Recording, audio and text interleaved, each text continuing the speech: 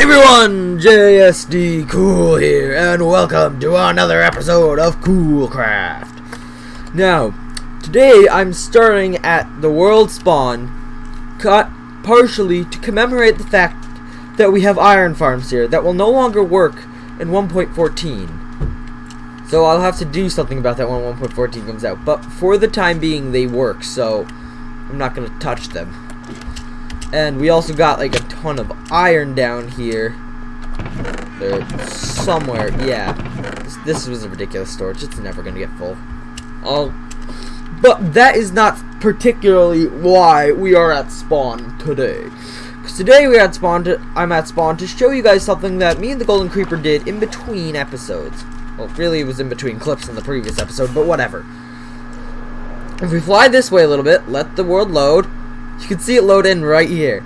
Now, I will say, if you do, when the world is downloadable and you have a high enough render distance, like 20 chunks, you can actually, on a single player world, see this from spawn, but servers don't load that far, because they only load up to 10 chunks away, I believe. And so, yeah, you can see spawn from here, and you can see this from spawn, technically, if you have a good enough render distance, but it isn't. But we spent a whole bunch of time building, well, specifically the center thing in between episodes. He ended up going and building this part here, and that part over there, while I was away doing something else. But this here is what he likes to call a biodome. Now, some of the parts in here I did, so what we did is we built up, hold on, let me get outside quickly. We built up this giant dirt pyramid thing. It's not really a dome, it's more of a bio-diamond-ish thing, and then the roof's like really, really messed up. And I placed a whole bunch of vines around it that were kind of cool. And so yeah, you can see this, a lot of glass and a lot of dirt went into it. And then he built these two others over here, this desert one. And obviously the center one, but I also put in these paths for a little bit of a walkthrough. We got a nether portal, which is the main entrance, because that technically shouldn't have an open top. So you should be safe from phantoms in here and all mobs. And I also did some lighting up on this path over here, over to what he calls the jungle. It doesn't look like a jungle with just a couple jungle trees. There's no jungle leaves on, or just oak leaves with jungle bushes on the ground. But yeah, I just kind of wanted to show you guys this at the beginning of the episode, because I thought it was a pretty cool project and I kind of like it. And I think I could do better, but not in this season, obviously. But anyway, guys, today, what we are going to be doing in this episode is we are going to be working a little bit over by the witch farm. Because I built this a little while ago, and I was kind of satisfied with that at the time, but I found out previously that it is a very slow farm. Like, ridiculously slow. So what I'm going to be doing is I'm going to be tearing down all the stuff that I've done all the way up here, so all of that, and then completely reworking the inside of the farm, so it's now going to be a shifting floor mob farm. It drops the mobs to their death. And then I'm going to be spawn proofing the surrounding area for 128 blocks, just like we did for the Wither Skeleton farm, except in the overworld this time.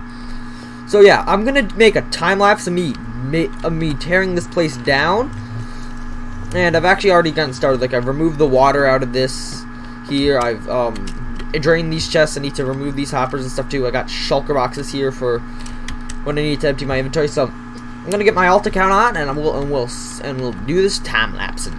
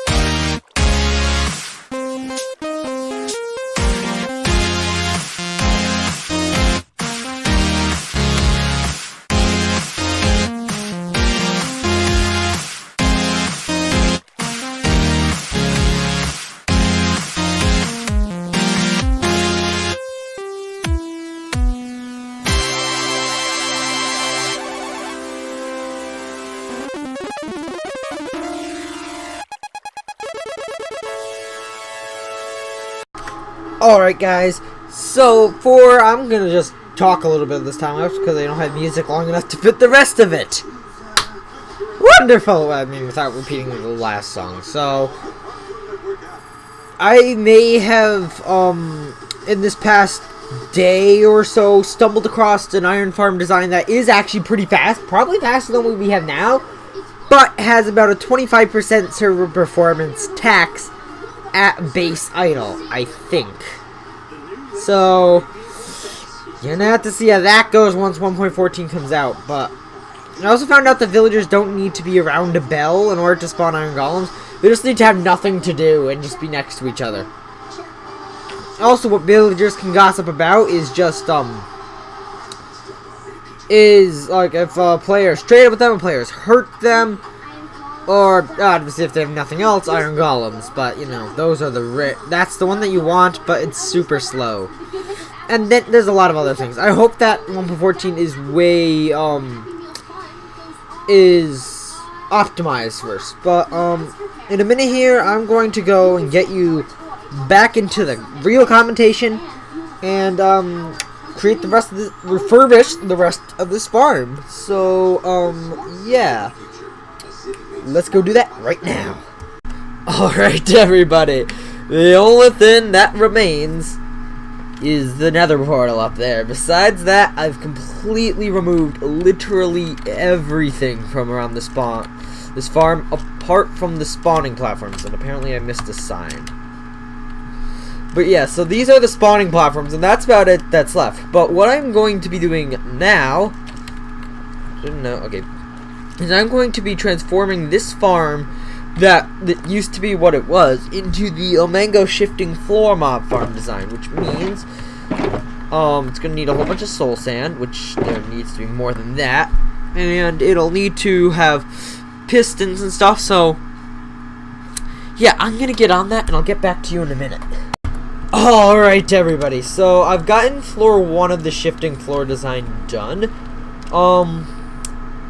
Yeah, and this is what it pretty much is. It's got the floor for back and forth, it's got soul sand and slabs. I'm not sure if the slabs are actually necessary for the shifting floor, but I know the soul sand is. It's got trapdoors so that they can't move back and forth across the blocks. And yeah, I just gotta repeat this on 2 more things, and then I actually have somewhere up there where I got an AFK. And then I'll be using the AFK button placement thingy to spawn proof the whole area. And of course, I could just activate this farm then to actually remove all the buttons from inside. So yeah, I'm going to do the next 2 floors and get back to you then.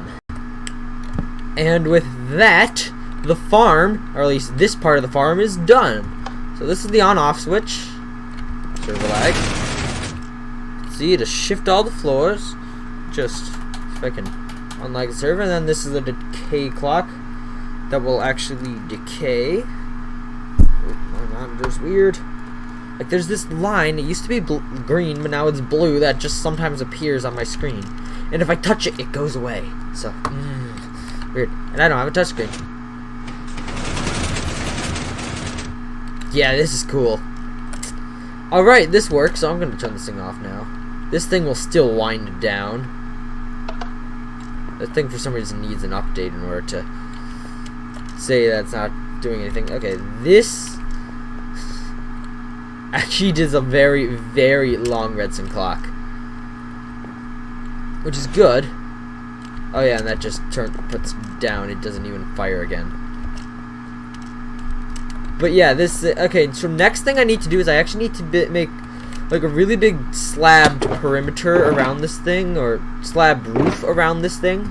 I'm gonna need all the slabs that I have here, because it and this is to make it actually dark enough inside the farm for mobs to spawn.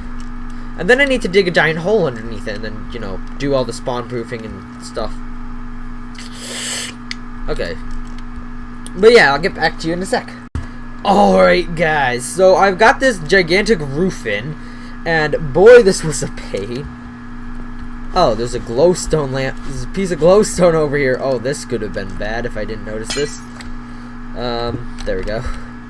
So now this farm is completely spawnable, but I gotta get this surrounding area spawn proofed, and before that, I gotta get the killing chamber built. So, in order to do that, shut up! So in order to get to where I'm gonna build this killing chamber, gotta just kind of dig under the area, and light would be a little bit of light is gonna be useful down here. So we're just gonna do that for now, and I'll get to you when this is finished. Ooh, there's witches already spawning in here. Too bad they're gonna die soon.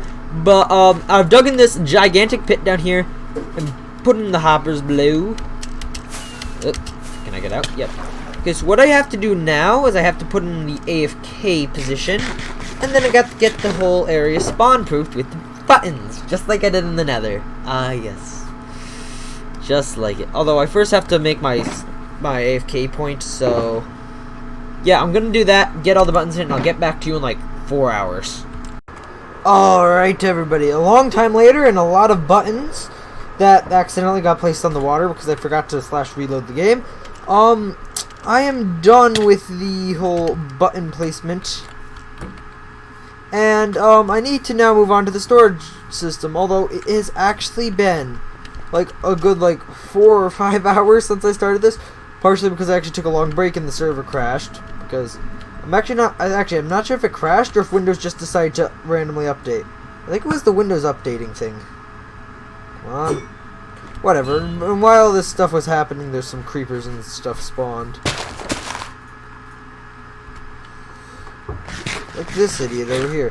But the good news is this farm is lots more efficient than the old one. Wow, that was like instant. Okay. And that's all that matters. So, I'm gonna go down to the bottom now, where eventually I'm actually gonna need a proper way to get out. Which, by the way, everything down here is also all covered in buttons. And I will have to spawn-proof a whole bunch more stuff down here.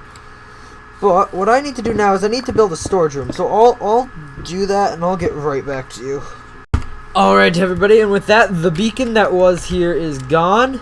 And I now have a ladder that comes down this way. Oh, okay. To the storage system. And actually, I will be bringing this stuff back to my base shortly. But what I do want to do is I want to... Oh yeah, there's no Instamind here anymore. I want to replace that with slime blocks, so I can now go put the iron back in here, and I can put the beacon in there.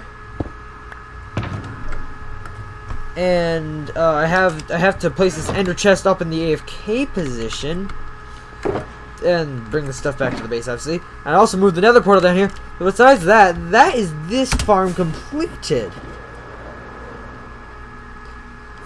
And the AFK platform is right up here. It's invisible when the... Oh, there's stone slabs in there.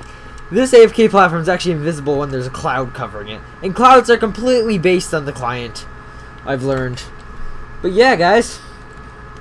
I'm gonna go turn on the farm so that I can getting some of those sweet redstones.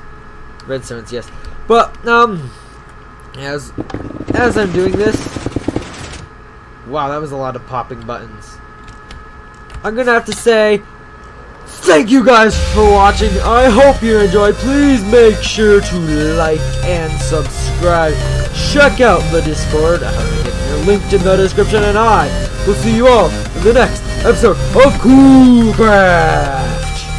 Bye.